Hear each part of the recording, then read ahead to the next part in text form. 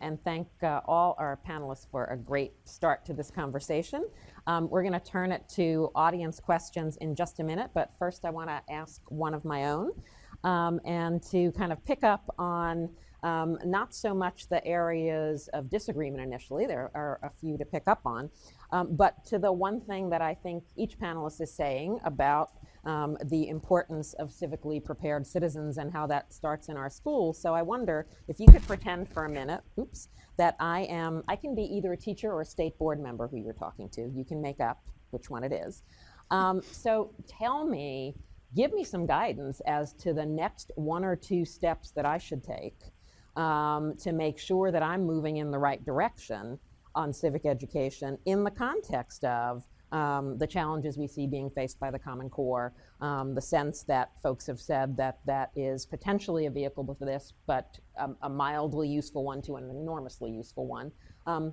So as a teacher or a state board member, what should I be doing in the environment that I'm living in to make sure that I'm moving toward civically prepared students? And you can take that in any order, and I'm gonna let Ross and Mira share this microphone. That way we don't have to move them around so much. Well, easy. Tell them to adopt the South Carolina history standards and the core knowledge curriculum for K-8. That's for the state board member. An example of a really concrete answer. Thank you. I'll say for the teacher, I think that one thing that, actually no, let me go for the very unusually for me, for the state board member. So one thing is, I think, to pick up on something that both Ross and Leo mentioned, which is to think about the role of assessment in driving practice.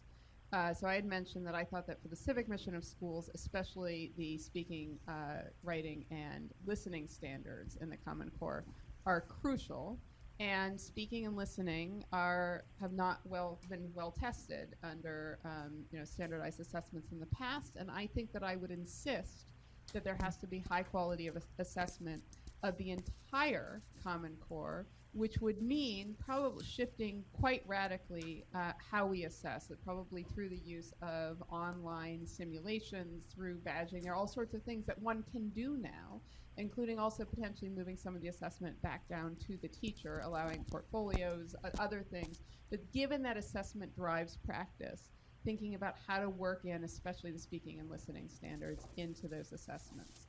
And then the one other thing I would do is to say, that because the civic mission not only is covered across the school and across districts, but also specifically within social studies, they do need to get the social studies standards right and to think about how those drive practice.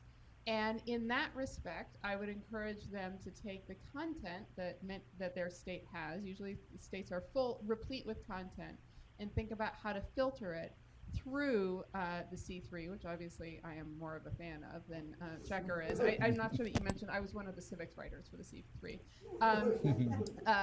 And We all make mistakes. no, actually, I mean, we will talk about this, I assume, but to think about, therefore, how to turn social studies from a content delivery and then black hole approach to something that is truly about building civically engaged and informed and thoughtful and active citizens. Great. Leo. Let me follow up on Mira's last point, and in terms of what state board members should be doing. In social studies and history, we have a long and esteemed tradition of creating curriculums that could never possibly be taught in the amount of time which is allotted to teach them. And it is, I think, a function of if you want, the political nature of those curriculums.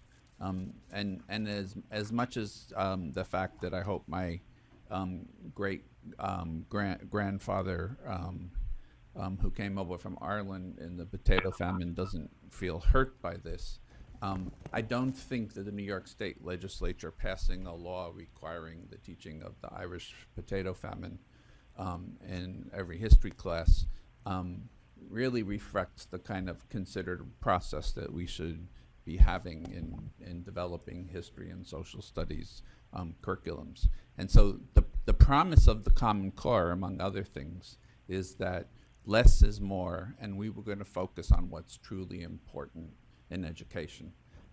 If we have that promise and we keep the current mile-wide and inch-deep history and social studies curriculums, they will be working at complete cross purposes. Thank you. Ross? So I think actually I'll say two things, one to the state board and one to teachers. On the state board, I think I'd largely reiterate what Checker said about actually adopting either core knowledge or some content-rich curriculum. I think we have not grappled with